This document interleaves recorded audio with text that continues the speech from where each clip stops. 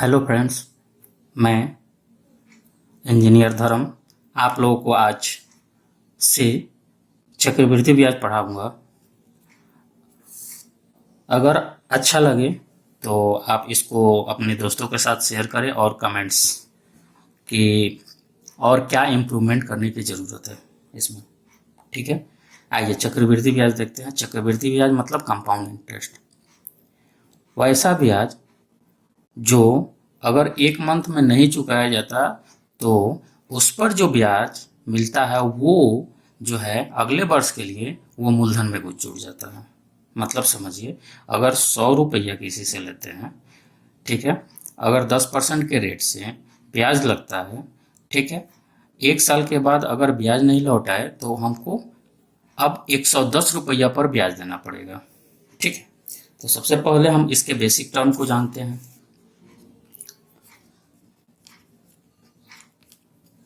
मूलधन होता क्या है?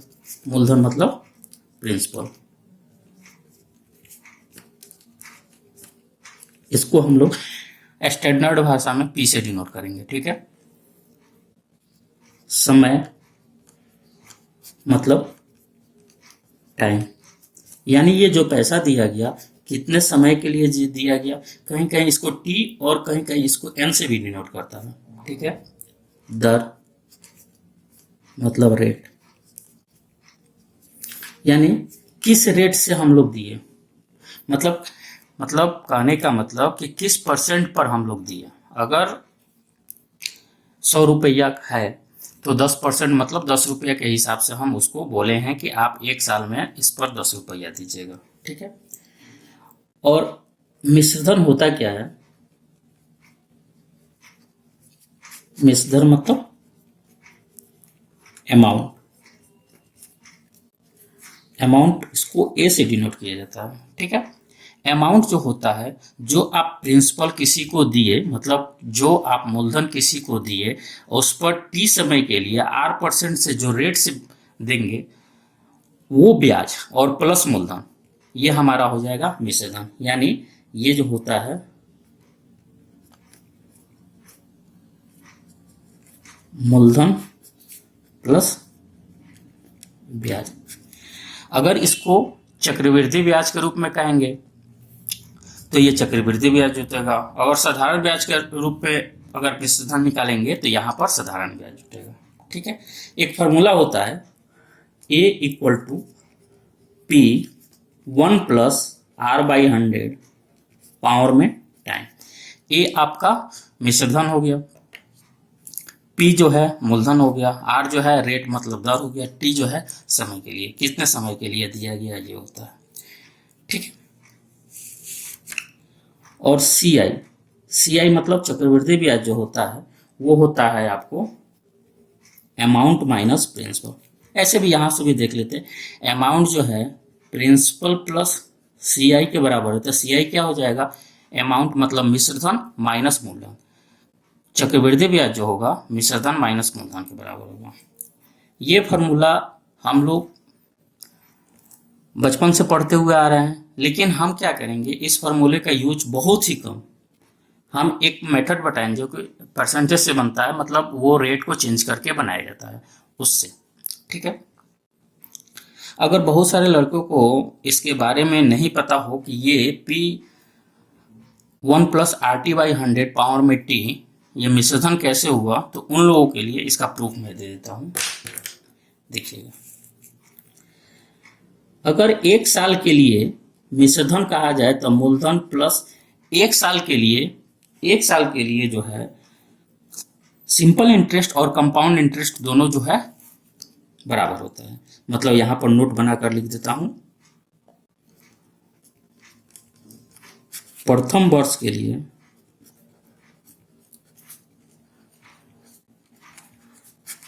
SI मतलब साधारण ब्याज और CI चक्रवृद्धि ब्याज सेम यानी बराबर होता है। ठीक है, तो अब देखिए मिश्रधन जो होगा मूलधन प्लस ब्याज, और ब्याज हम लोग साधारण ब्याज का फॉर्मूला क्या पढ़े?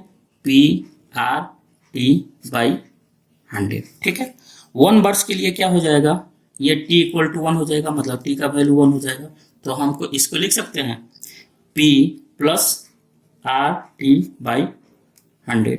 इसमें से p कॉमन लेंगे, 1 प्लस आर बाई 100। कोई दिक्कत नहीं। अब ये ध्यान से देखिए, ये जो हो गया हमारा मिश्रण हो गया, किसके लिए, पहले साल के अंत के लिए। लेकिन ये जो है अब दूसरे साल के लिए मूलधन का काम करेगा। तो दूसरे साल के लिए मूलधन, अब दूसरे साल के लिए यानी सेकेंड ईयर के लिए अमाउंट इक्वल टू क्या होगा, अब ये सेकेंड ईयर के लिए मूलधन का काम करेगा, यानी P 1 प्लस आर बाई 100। ठीक है, अब ये हमारा P हो गया। ठीक है, और इसमें जो है फिर से रेट लगेगा, तो ये कितना हो जाएगा, 1 प्लस आर बाई 100। यही ना ऐड होगा, कैसे, मूलधन तो अब यह हो गया। अब ये दूसरे साल के अंत का मिश्रधन तीसरे साल के लिए मूलधन का काम करेगा, यानी थर्ड ईयर के लिए अमाउंट जो होगा P 1 plus R by 100, 1 plus R by 100, ये तीसरे साल का मूलधन, और किस रेट से, आर रेट से, यानी 1 प्लस आर बाई 100। अगर हम इसी को n वर्ष के लिए कहें, n ईयर के लिए कहें, तो a बराबर क्या हो जाएगा, P। अब ध्यान से देखिएगा, एक साल के लिए बोले तो 1 प्लस आर टी 1 था पावर, यहाँ 2 साल के लिए तो 2 हो गया, 3 साल के लिए 3 होगा। अगर n साल के लिए कहेंगे तो क्या होगा, 1 प्लस आर बाई 100 पावर में n। ये हमारा हो जाएगा फॉर्मूला। ठीक है, इस फॉर्मूले का प्रूफ पूछता नहीं है कहीं, लेकिन हाँ जानकारी के लिए ये ज़्यादा जरूरी था। लेकिन ये जितना चीज़ हम बताएं, इस पर हम ज़्यादातर क्वेश्चन इससे नहीं करेंगे। एक मेथड होता है जो कि ट्री मेथड के नाम से हम लोग पढ़ते हैं, और वो ट्री मेथड जो है सबसे बेस्ट मेथड है सीआई के कोई भी क्वेश्चन को सोल्व करने के लिए, सबसे आसानी से सोल्व हो जाएगा। ठीक है, जितना देर आप फार्मूला में लगाइएगा उससे कम टाइम में सोल्व होगा। हम एक एक क्वेश्चन आपको करके दिखाऊंगा। ठीक है, आइए, तो उस मेथड को जानने के लिए हम लोग जानते हैं कि कैसे काम करेंगे। देखिएगा, अगर हमको दर, मतलब आपको रेट जो दिया हुआ है 10% होता है, 10% का वैल्यू कितना होता है, 1/10। ठीक है, ये हमारा जो होता है वो मूलधन होता है, और ये जो होता है ब्याज होता है। देखिएगा, 10 रुपया पर हमको इंटरेस्ट कितना देना पड़ा, 1 रुपया। यानी अगर हम मूलधन कहें तो 10 रुपया, अब मिश्रधन कहेंगे तो कितना हो जाएगा, मिश्रधन जो है अभी बताए थे आप लोगों को कि मिश्रधन जो होता है मूलधन प्लस ब्याज। ठीक है, तो मूलधन आपका 10 रुपया और ब्याज 1 रुपया, यानी 11 रुपया हो गया।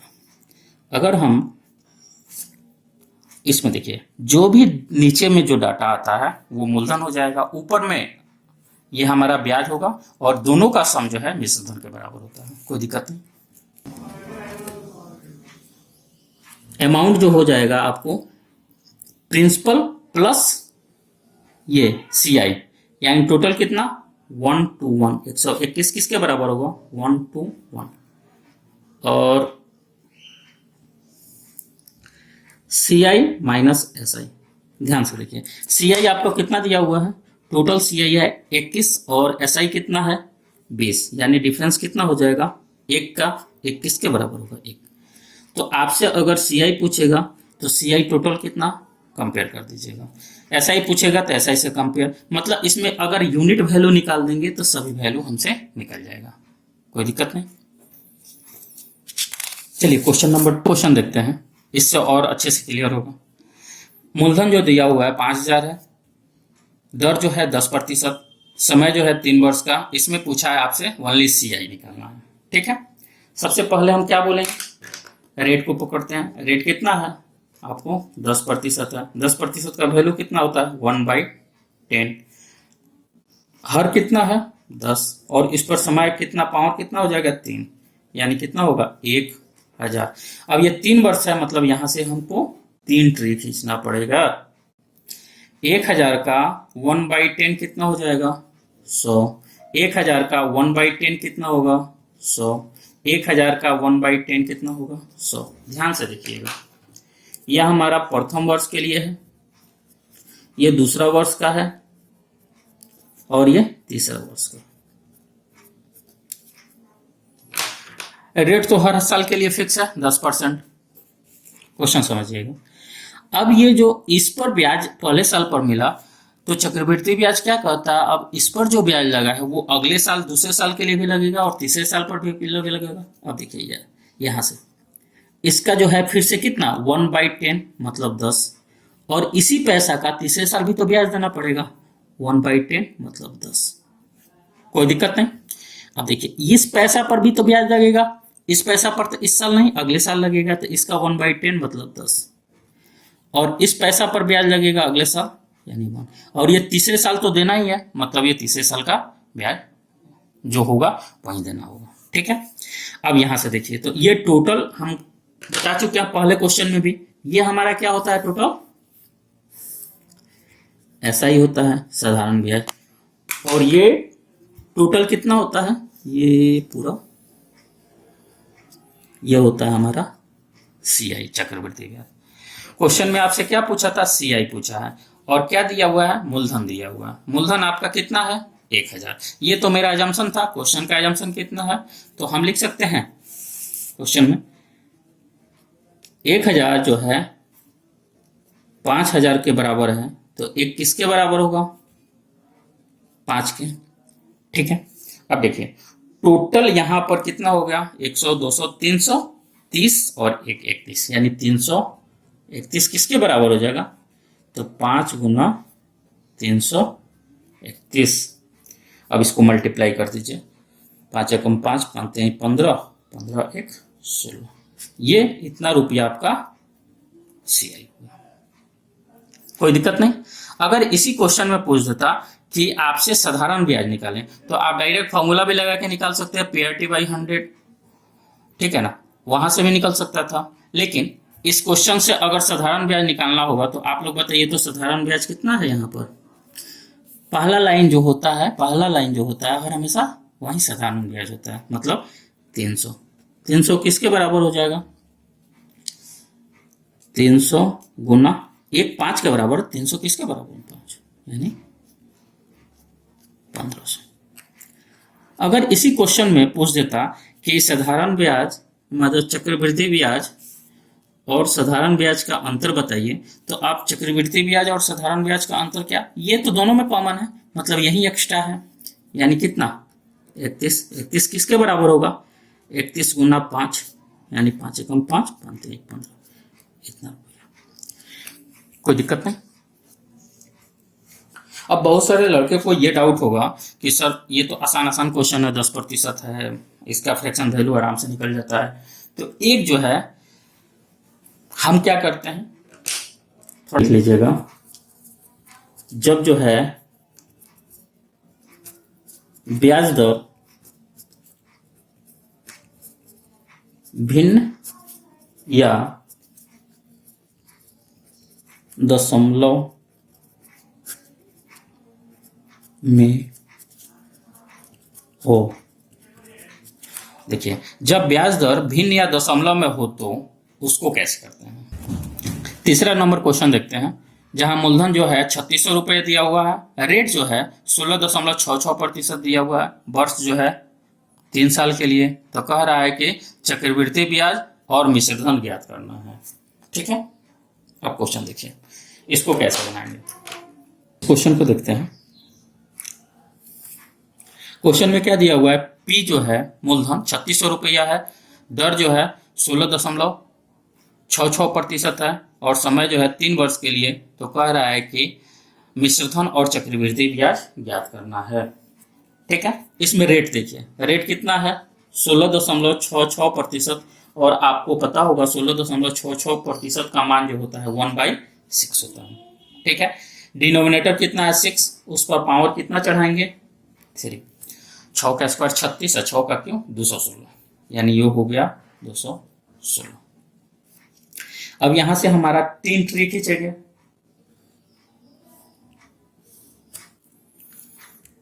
देखिए इसका 1/6 निकालिए तो ये 36 हो जाएगा। 36 36, कोई दिक्कत नहीं। अब देखिए इसको आसान भाषा में कैसे लिखते हैं। जब 3 साल के लिए देगा और रेट सेम होगा तो ये सभी वैल्यू सेम आएगा, फिर 3 जो वैल्यू आएगा वो भी सेम आएगा। देखिए अब 36 रुपया पर दोनों साल ब्याज देंगे, यानी इसका 1/6 6, इसका 6 और इसके लिए भी 6, अब इस पर 1।